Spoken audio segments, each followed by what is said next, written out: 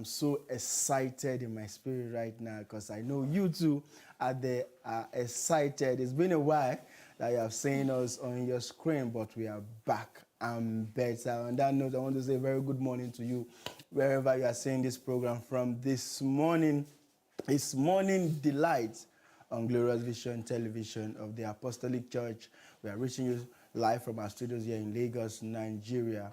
And in case you are just seeing this program for the first time because we have been away for a while, I want to apologize to all our viewers that have not been able to see us for a while now. We just want to say little things here and there happen, but I can promise you and I can assure you that we are back and better, and you're going to enjoy the program as usual. And for those of you who are joining for the first time, this is a show where we have a whole lot of conversations from you, for you rather, and we want you to contribute to those conversations from the newspaper review segment, the wisdom segment. We have a topic for the day which we discuss, and I am sure definitely that you are going to enjoy. Just stay tuned, go nowhere, and enjoy the ride with us this morning. My name is Jeff Tabakoye. Feel free to call me the short black dude in case you are just seeing me for the first time. I'm not alone. It's not a one-man show. As usual, I have beautiful faces that I know you have missed, because I've missed them too, although I see them behind closed doors. I have with me John Sanusi, and I have with me the beautiful Abiodun Oyekunle. Good morning, guys. Good morning, Jeff. Good morning, John. Happy New Year. And good morning. It's really Happy New Year. Come back. Yeah, I'm excited. I'm sure you guys are excited. Definitely, we are excited. It's just that we are back to our normals. And we need to adjust to some things, to meet up, to make the show continuous as usual. So we are here again. We thank God for the grace, and we thank all our esteemed viewers out there who have been praying along with us. And then in the Yoruba proverb says that when a particular house is burnt, it brings more glory when it is rebuilt. So we are back and better. You are welcome. Yeah, we are back and better. Sanusi, I've said it again, reaffirm that point. And Abiodun, how do you feel to be back? Thank God for life. Thank God for what He has done, for all the things all the challenges that we have faced, that we've been able to overcome it, and we give glory to God. I want to appreciate all our viewers that have been calling, asking after us, asking about what is going on, I want to say thank you very much you made us feel proud, as in asking after us. We are so happy that we are hearing feedbacks from you, so we give glory to God, and we are back and better. Thank God. Okay. Yes, like she has said, viewers, we appreciate all your calls, trying to check out, know what is really happening with us. We appreciate you. Thank you for sticking with us. The word here inspires us, and we keep giving you what you want to get from us. A whole lot of things that happen in the country while we are away. Elections have come and gone. In fact, it's still on. At least there were results announced yesterday. Yes. So, and definitely before the week runs out, we're going to talk about the effect of all those elections on us as humans. But a whole lot have happened during our time off, and we cannot really recount those events. I know the major one was the election. I don't know if we can recount any of the events that for took now, place. as far as Nigeria is concerned, is the election. You know, it determines a lot of things, and then, you know, so many things happen during the gubernatorial and senatorial election and presidential election. So many things, you know, some people were not receiving the results coming. The parties, all the parties involved, so many agitations, so many court cases to settle. INEC is also the big players, they are much involved. So it's still a talk on ground now that we are still looking for a solution, because May is approaching, and so many decisions need to be made, as there will be a transition of power in Nigeria. So a lot of things is still happening in the corridor of election, and we still have the supplementary election that happened over the weekend, and so many things happened when we're looking forward that it's going to be a better one. But still yet, this is Nigeria. The politicians will not but play their games, and we are still here. So a lot of things. INEC is the household name now. INEC is the household name Yes, because INEC. they are the one we are holding their neck, holding them responsible for the outcome of the elections. All right, we still have some stories in the dailies that reflect the elections and all. So let's go to the Nigerian dailies. On this show, we do a little bit of newspaper review in case you are joining us for the first time. And you can join the conversation with the number you will be seeing on your screen, any of the topics, any of those stories that you want to contribute to. So I have with me the Punch newspaper this morning, the Punch newspaper. Binani declaration, Adamawa wreck under fire, faces INEC panel today. Adamawa APC PDP clash, wreck faces 36 months imprisonment. INEC annuls Binani's declaration as governor. Elect says REC absorbs returning officers' power. Atiku Fintiri, PDP kick. Adamawa APC hates Binani as supporters jubilate. So, a whole lot coming from that elections.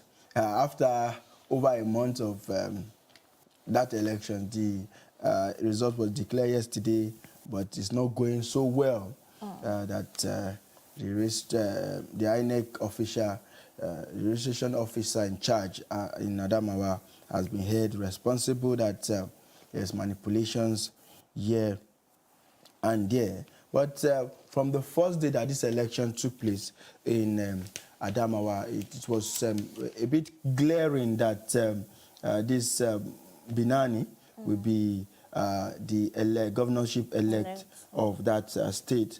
So bad that a whole lot of people are not taking it in a good faith. So that story is on page 2 of the Punch newspaper this morning. So, and also on the front page of the Punch newspaper this morning, on page 29, we have the aviation unions to ground flights. Airports today. Aviation union to ground flights. Airports today. That is, aviation union are going on a strike today, and those who are traveling by air should be ready to be stranded in the airport. There's always strike in Nigeria. That is just the way it is. It's so bad. That story is on page 29. On page 30, Nigeria's 96% revenue used to service debt in 2022. That is coming from the World Bank, saying that Nigeria's 96% revenue has been used to service the debt that this country is owing. So we are left with only 4% to cater for things in the country. It's so bad. And we are still borrowing. Okay, that is on page 30.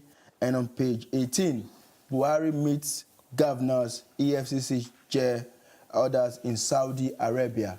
So I saw this one too. Yes, Buhari meets governors, EFCC chairman, others in Saudi Arabia. That is on page 18. And on page 30, Lagos, Ondo, Bayelsa lead states in rising inflation. Lagos, Ondo, Bayelsa lead states in rising inflation. Yes, it's getting to us here in Lagos. There's inflation. But let the empty. But God will help us. That is on page 30. And on page 5, flood sweeps 4-year-old boy away in Lagos. The picture is here of Okoro. Flood sweeps 4-year-old boy away in Lagos. I've not really gotten the details, but you can imagine if it happens, it might be in the night. The parent might have stepped out just to get something, and flood starts and all that. So it's so bad.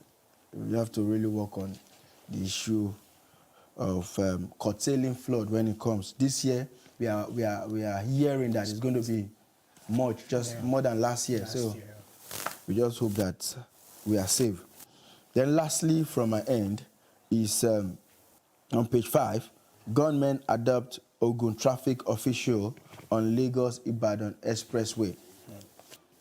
Gunmen adopt Lagos Ogun traffic official on Lagos-Ibadan Expressway. That is the state of our security. And the picture story is of the President Mohamed Buhari and Chadian President Mohamed Idris during a discussion on ongoing Sudan crisis in Makkah in Saudi Arabia. And the other one is called Public Education Officer, Federal Road Safety Corps, PC Kazim, and the Speaker of Representatives together yesterday in a thank you visit to the Speaker yesterday. So that's all I have from the Punch newspaper.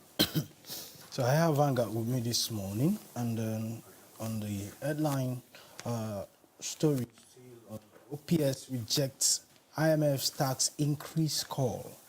Says prescriptions will kill businesses, worsen poverty, insists Nigeria doesn't need $800 million loan for subsidy removal palliatives. That story is on page 5 of Vanguard. And also on the Adamawa crisis and election, a drama as wreck fights roll over Binani's declaration as Adamawa Guba pool winner. INEC voids result on page 9. So we also have rising unemployment. Over 81,000 pension contributors lose jobs in 2 years. Withdraw 47 billion naira from pension fund to cushion impact. Economic shocks, Japa syndrome fueling job losses. Pension operators on page 19. And on that story, we have the picture of the Minister of Labour and Employment, Chris Ngige, Aisha Umar, Director General, Pencom, and also Larry Idris, MD, Leadway Pension PFA Limited. Those stories are on page 19 of Vanguard. And we also have UBA's profitability rises 38.2% to 661.4 billion naira in Q1 2023. That's on page 21. And we also have Oluwari decorates Omar Oyewuoma as new Olugboseri. Ayeri Kicks says he returned fake bid.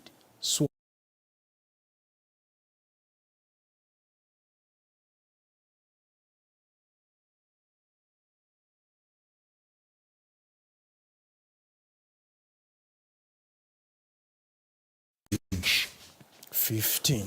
IMF reluctant to interfere with Nigeria's decision. Supplementary polls. This is on supplementary poll. How Tambuwa Wamako won Senate seat in Sokoto on page 14. On page 14. We also have 33 Fed killed, scores injured as bandits attack Zango Kataf. Scores injured, 33 Fed killed, scores injured as bandits attack Zango Kataf. That's on page 6. And then we also have this quote on page 16 says, Professor Briggs had demonstrated to the Buhari government that not all Nigerians have a price, that there are many who maintain their dignity and speak truth to power. That's on page 16. Then on sport, says Osimhen makes U-turn, insists he's happy at Napoli. That's on page 30 on the Vanguard. And that is all from me this morning. I have with me the Nigerian Tribune and the major headlines. As INEC void announcement of Binani, PDP demands arrest of Adamawa Rex. It is even more absurd that Adamawa State Rec did not only absorb the power of the returning officer, but attempted to declare a winner without figures. That is coming from the PDP. Yeah, that story is really a big one.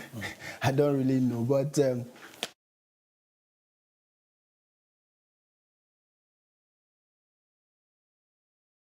my own selfish opinion, I would have wanted Binani to be the governor, because let's have the first female governor in Nigeria. Yeah. It shows that, yes, our politics is moving to the right direction. No? Why the INEC is telling us that the action of the REC is an observation of the power of the returning officer and therefore null void of no effect. Consequently, the collation of the results of the supplementary election is suspended forthwith. That's from INEC. While here in Adamawa, we are witnessing to a novel practice in election management where a resident electoral commission announced the loser of an election as the winner, Atiku. That's coming from Atiku. So, his action provocative, that's Fintiri. Yagasi Didi condemns REC's action, says it undermine electoral acts, orders law. So there's a lot in Adamawa. Adamawa rather has always been a PDP state, so APC is trying to win. They are fighting, PDP PDP is fighting to keep that state. states. So that's why they don't want to accept that result. But INEC should be able to make their stand and give the right result. So we will be able to see who won the election. It is the right of the people. So the right of the people should not be trampled upon in the name of favoring a particular political party. If you want to read more, find the story on page 2 of the Nigerian Tribune. Bandits kill 22 fresh attack in southern Kaduna. You can find the story on page 27. Irate youth kills one, set 64 houses ablaze in Bauchi. You can find the story on page 27. NDLA arrests Lekki businessman over illicit drug from US. Intercept drug consignments in winter jackets, body lotion at Lagos airport. I find the story on page 27. Inside lotion, body lotion and winter jacket. God will help us. Find the story on page 27. Melaye wins Kogi PDP governorship primary. You can find the story on page 2.